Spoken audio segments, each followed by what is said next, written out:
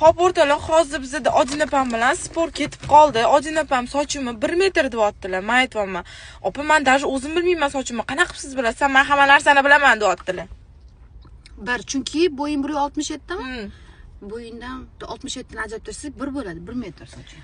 Sochim 1 metr deb o'ylayaptilar. Men hali o'zim bilmayman, lekin обязательно bugun uyga borib shu narsani ustida ishlayman. Ya'ni bo'yim, sochimning 2 santimetrligi haqida обязательно o'lchab sizlarga aytaman. Sizlar hozircha taxminlarni yozinglar. Men bugun borib uyga tekshirganimdan keyin kommentariyada oxirgi postimni davaychi mana qilamiz. O'yin o'ynaylik. Kim sochimni uzunligini, necha santimetrligini birinchi topgan odamga $50 yo 100.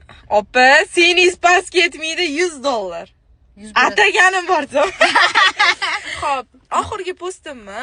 Agar men yutsamchi 1 metr deb qo'yaman.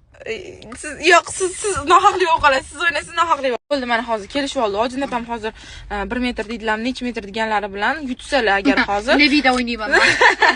Nohaqli bo'lib qoladi. Lutchi mana bunaqa qilamiz. Oxirgi qo'ygan postimni kommentariyasiga men juda ham bilaman, hozir ko'pchiliginglar yozasizlar.